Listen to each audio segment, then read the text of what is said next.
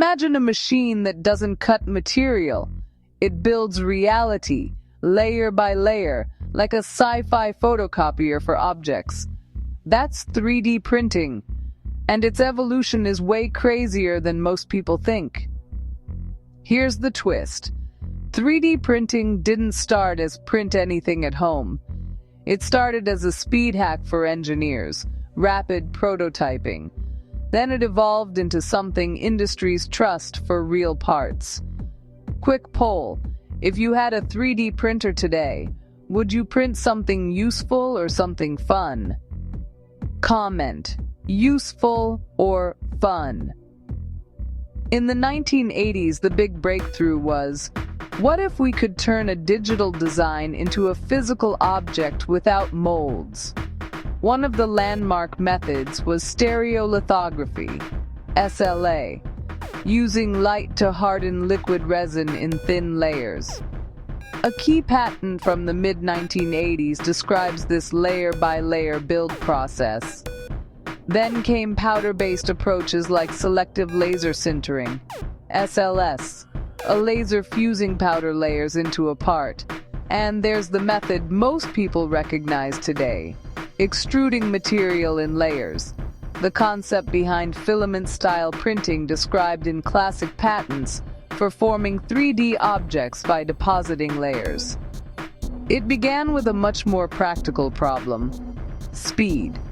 In engineering and product design, turning a brilliant idea on a screen into something you can hold was slow, expensive, and frustrating.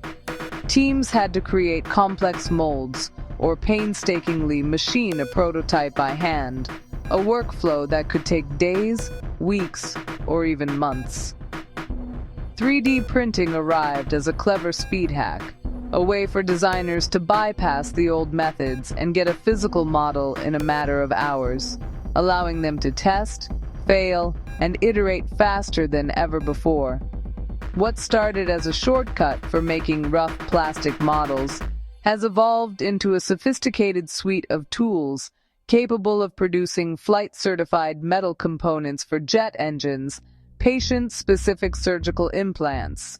The story of 3D printing is not about hype.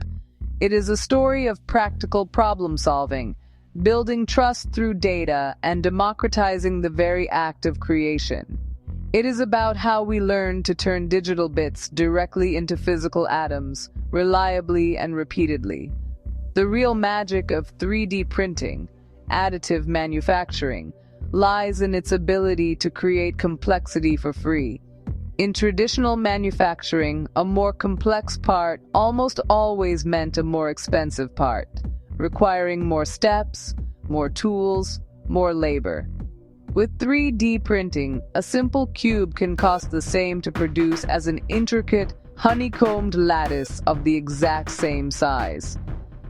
This fundamental shift opens the door to designs that were previously impossible to make, allowing engineers to create lighter, stronger, and more efficient parts that are inspired by nature rather than limited by the constraints of old machinery. By the 1990s, it wasn't one technology. It became a family of technologies. Now, engineers could choose a process based on what they needed: detail, strength, speed, or cost. One major addition: binder jetting. Think inkjet printer meets powder bed. MIT's Emanuel Sachs patented binder jetting in the early 1990s. That gave two big advantages: speed and the potential for full-color printing by adding pigments to the binder. The arrival of binder jetting and other novel processes meant engineers and designers now had a menu of options. That variety let users match the right process to the project's priority, resolution, strength, speed, material properties, cost. The expanded toolbox directly translated into wider adoption across industries. Medical researchers started printing anatomical models from CT scans, letting surgeons practice complex procedures before the operating room. architects began printing detailed scale models to better visualize and sell designs. Choosing the right tool moved 3D printing beyond rapid prototyping and showed its potential as a flexible, powerful manufacturing solution. Then came the moment that changed the culture: open, low-cost desktop printing. Projects like RepRap, started 2005, pushed the idea that 3D printers could be accessible and community-built. The most influential force in this new era was the RepRap project, an open-source initiative founded by Dr. Adrian Bowyer at the University of Bath in the UK. The core idea behind RepRap was radical and powerful: to create a 3D printer that could replicate itself by printing its own plastic components. The project's open-source ethos meant that all the designs, software, instructions were freely available online. This collective effort led to an explosion of low-cost desktop 3D printer kits, with companies like MakerBot, Ultimaker emerging to turn these community-driven designs into user-friendly products. And suddenly, 3D printing wasn't only for aerospace labs, it was for students, makers, hobbyists, and entrepreneurs. If you're enjoying this timeline, hit like, because the next era is where 3D printing turns from cool into trusted. This democratization of manufacturing sparked the maker movement, a culture that celebrated hands-on creation, experimentation, and sharing. Small businesses found they could use affordable desktop printers to create custom jigs and fixtures, or even produce small batches of products for sale. People were no longer just consumers.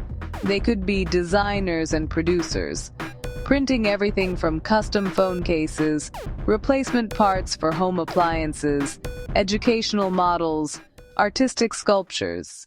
Here's the real evolution.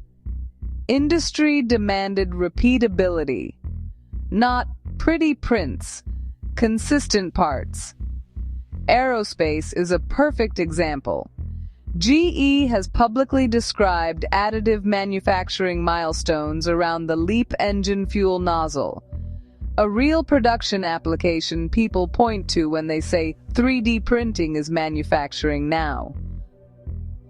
Traditionally, the nozzle was assembled from about 20 small pieces, painstakingly welded, brazed together. Using direct metal laser melting, engineers redesigned the nozzle and printed it as one solid piece.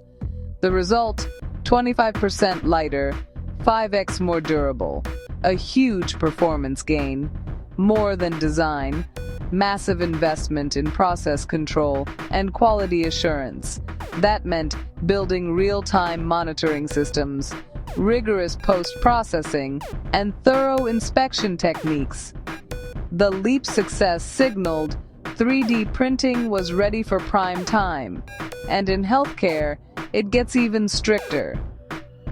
The US FDA issued guidance on technical considerations for additively manufactured medical devices, because when you print parts used in medicine, quality and validation are everything. Surgeons started using patient-specific 3D printed implants for hip replacements, spinal fusions, cranial reconstructions. It laid out how to validate designs, validate processes, validate materials. That framework built trust among doctors, hospitals, patients. It created a clear pathway to market, solidifying 3D printing's role in modern healthcare. When a technology matures, standards appear. ISO ASTM terminology standards like ISO ASTM 52900 help the world agree on what these processes are called and how we define additive manufacturing. Standards, a shared technical language, a set of agreed rules and definitions. They formed dedicated technical committees across industry, academia, government. They started with the basics, creating ISO ASTM 52900, which defined 7 categories of additive manufacturing processes. Standards go beyond definitions. They specify how to characterize new materials, how to test tensile strength and fatigue resistance, chemical composition, and how to qualify machines and processes. Ensuring printers can consistently meet quality creates a baseline of reliability for sourcing 3D printed components. So where is 3D printing headed next? Not everyone prints everything at home. More like mass customization, dental, medical, consumer fit, on-demand spares, reduce inventory, hybrid manufacturing, print plus machine finishing, better materials and process monitoring so quality is predictable. Millions of custom-fit crowns, bridges, and clear aligners are 3D printed every year based on digital scans of a patient's mouth. The same principle is being applied to hearing aids, shoe insoles, and high-end bicycle helmets, all tailored to the user's unique anatomy. 3D printing makes it possible to produce unique items at scale, delivering better performance, comfort, and a superior user experience without a massive increase in cost. Another powerful trend is the rise of on-demand spare parts and distributed manufacturing, a digital inventory. Store the design as a digital file. Print only when and where it's needed. Print on demand reduces storage costs, eliminates waste from obsolete parts, and can get critical equipment back online much faster, especially in remote locations. Finally, we are seeing integration of 3D printing with other manufacturing processes. Hybrid manufacturing combines additive methods and subtractive methods in a single machine. Smarter in-process quality control, sensors and AI monitoring prints in real time will make outputs even more reliable, turning 3D printers into self-correcting, intelligent production systems. 3D printing evolved from fast prototypes to serious production because it gained 3 things: materials, process control, and trust systems, standards, and regulation. Subscribe, plus follow the playlist for more tech facts. The future of making is being built right now, one layer at a time. What will you make with it?